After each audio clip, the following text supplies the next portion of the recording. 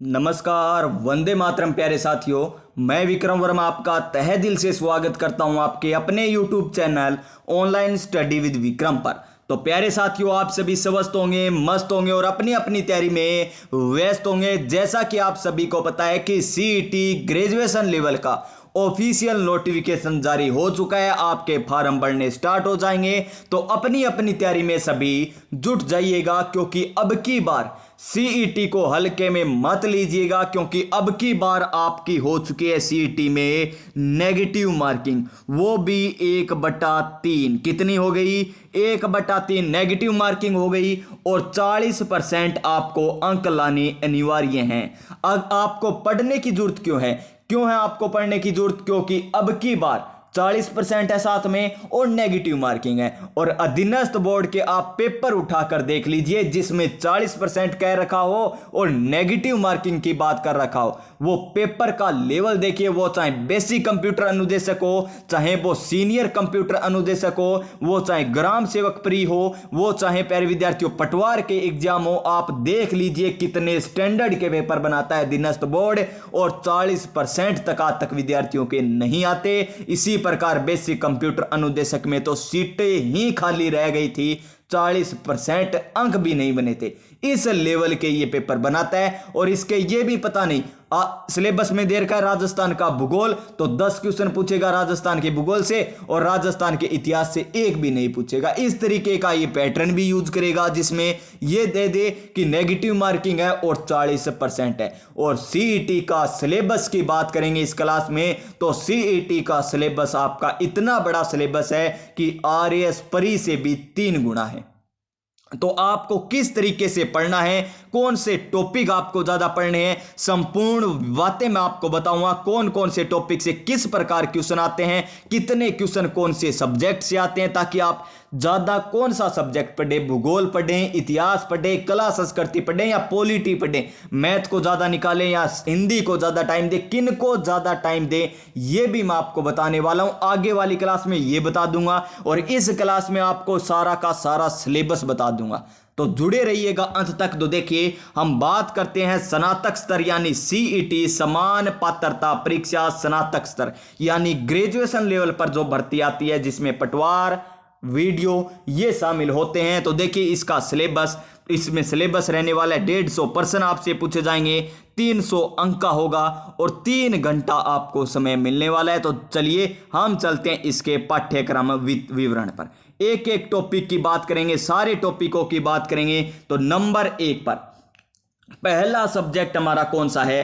भारतीय राष्ट्रीय आंदोलन पर विशेष बल के साथ राजस्थान और भारत का इतिहास, यानी राजस्थान और भारत का इतिहास आपसे पूछा जाएगा। और सब्जेक्ट में यानी सिलेबस में साफ साफ मेंशन कर रखा है। क्या कर रखा है? भारतीय राष्ट्रीय आंदोलन पर विशेष बल, राष्ट्रीय आंदोलन पर विशेष बल दिया जाएगा। और पिछली बार की बात करें, जो सीईटी ग्रेजुएशन हुई थी, तो लगभग पहली शिफ्ट में तो इंडियन हिस्ट्री से 1 क्वेश्चन आया, दूसरी शिफ्ट में 7 क्वेश्चन आए, और तीसरी शिफ्ट में आपके आए थे 4 क्वेश्चन, और चौथी शिफ्ट में आए थे 4 क्वेश्चन। 2 दिन आपके पेपर चले थे, पहली, दूसरी, तीसरी, चौथी, यानी 4 शिफ्टों में आपके पेपर हुए थे।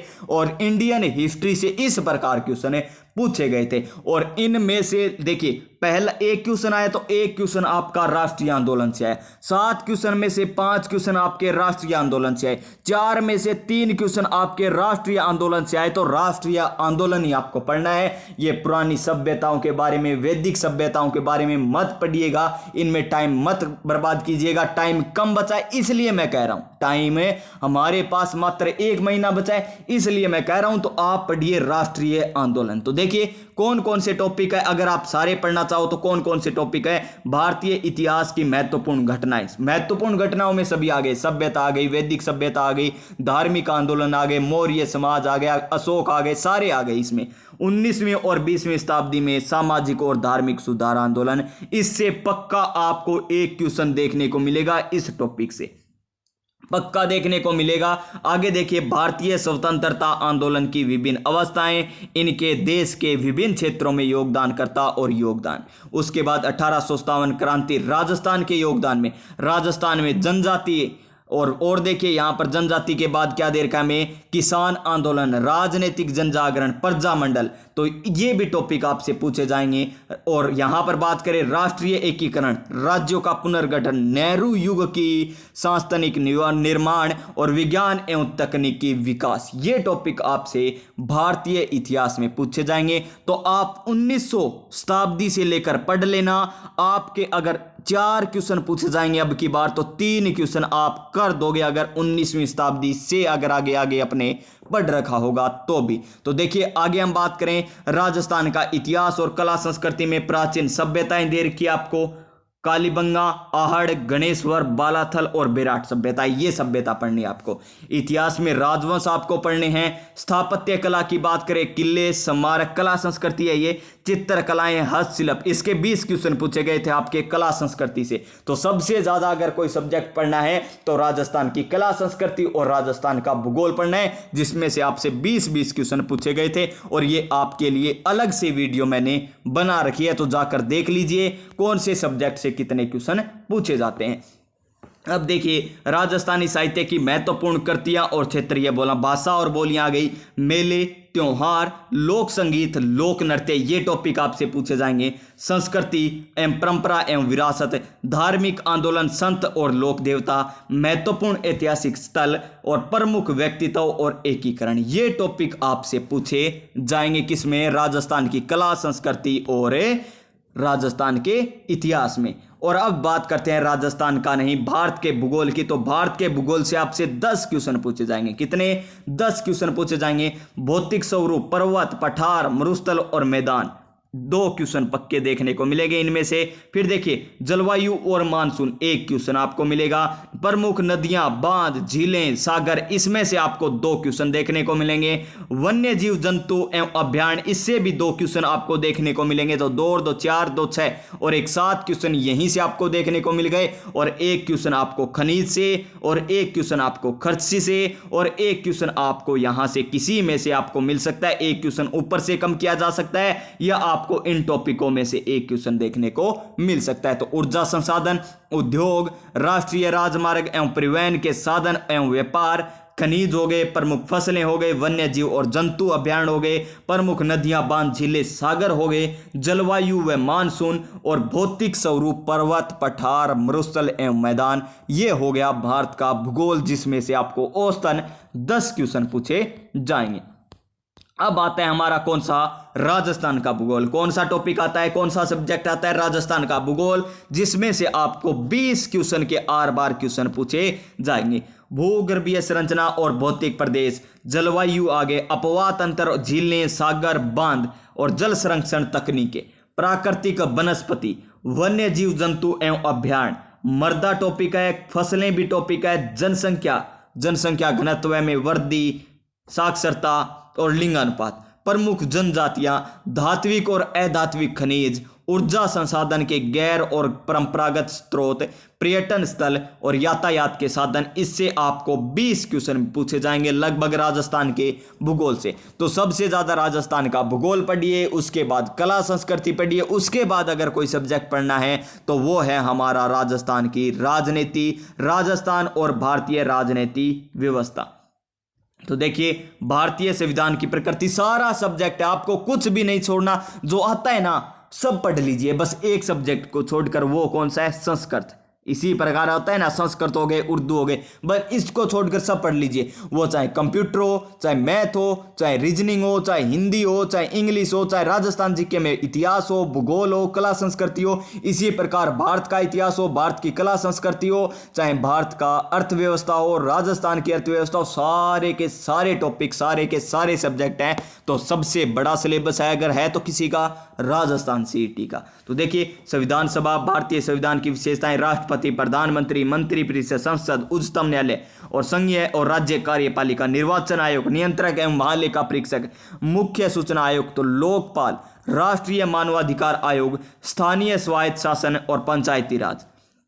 उसके बाद राजस्थान के राज्यपाल, मुख्यमंत्री, राज्य विधानसभा, उच्च न्यायालय, राजस्थान लोक सेवा आयोग, जिला प्रशासन, राज्य मानवाधिकार आयोग, लोकायुक्त, राज्य निर्वाचन आयोग और राज्य सूचना आयोग।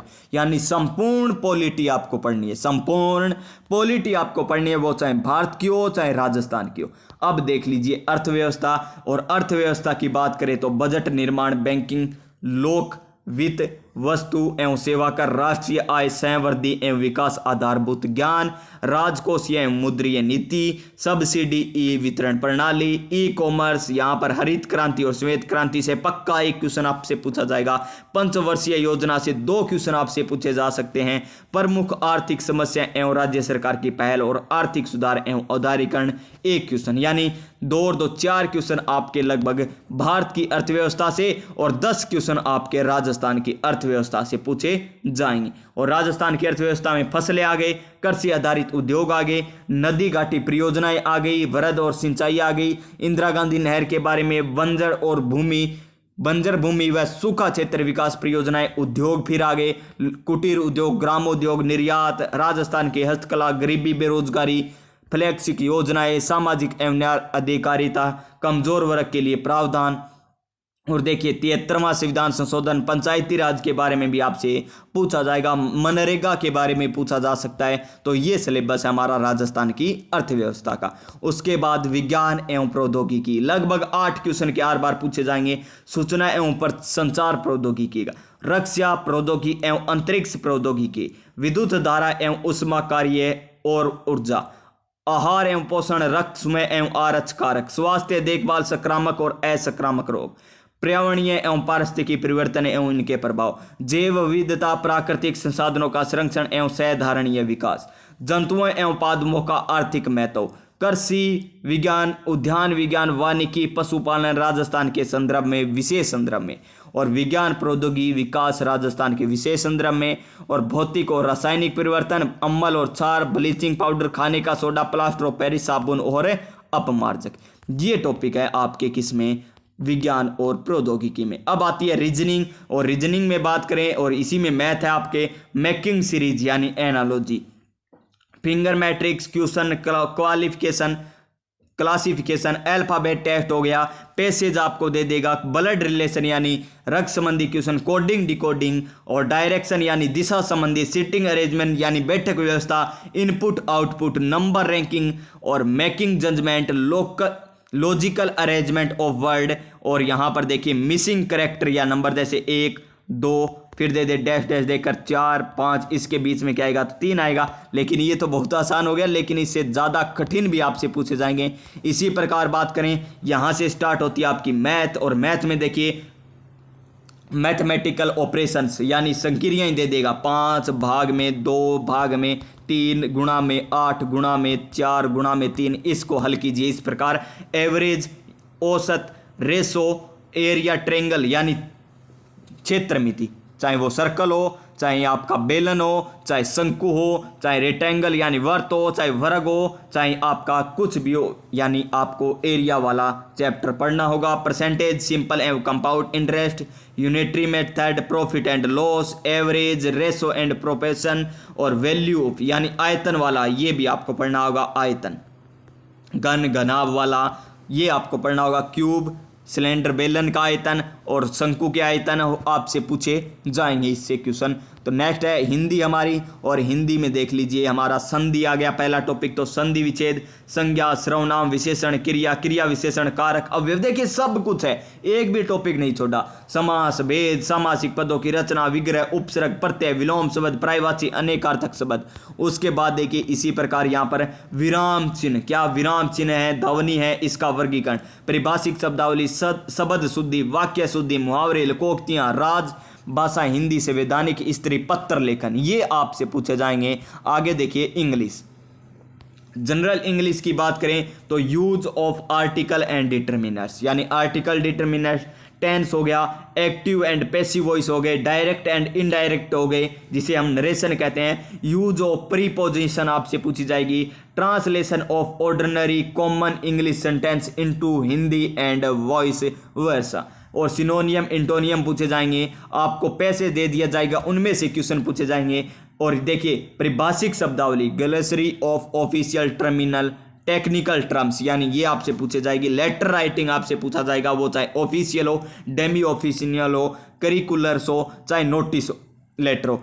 इडम और फ्रेज आपको पूछे जाएंगे, वन वर्ड आपसे पूछा जाएगा। उसके बाद देखिए कंप्यूटर ज्ञान, कौन सा ज्ञान? कंप्यूटर का भी ज्ञान होना चाहिए, कंप्यूटर की बारे में परिचय आ गया। उसके बाद computer organisations including RAM, ROM, file system, input device, output device हो गया, कंप्यूटर सॉफ्टवेयर हो गया, relation between hardware and software, operating system, MS office, इसमें MS word, MS excel, MS power point और एमएस सब कुछ आ गया। अब आता है हमारा करंट।